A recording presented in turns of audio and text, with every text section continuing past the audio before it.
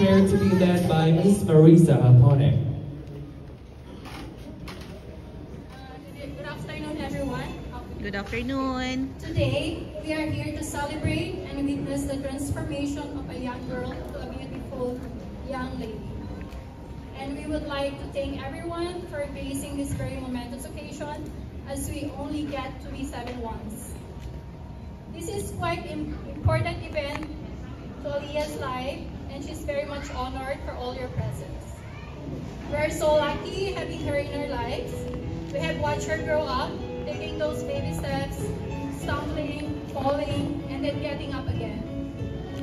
We see her smile, we see her laugh, we see her little cries, and now we are about to see her as a young lady. A lady of good heart, character, full of passion and ambition.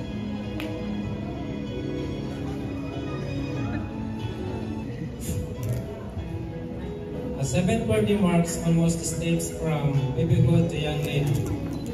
Know for a fact that one day, a couple of years from now, you will look back and recall the special day, which for sure will bring a smile on your face. And always remember that we are your number one fan, and we will support you all the ways, so continue striving your dreams and passion.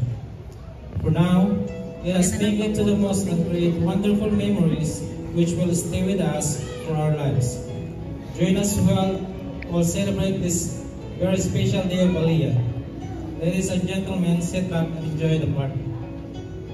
Thank you.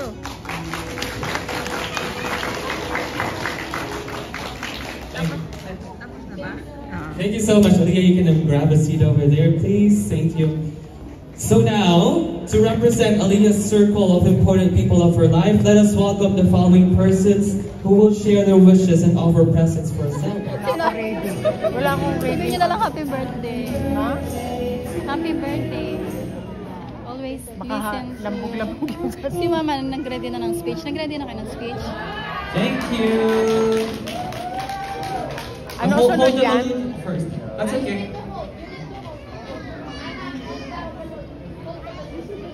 The next one would be Yvonne, please. Wait, sige.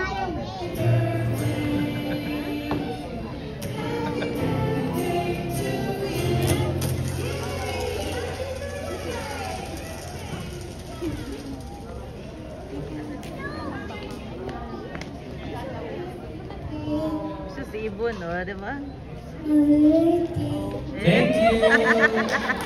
Next one would be, is that Jis? Am I correct?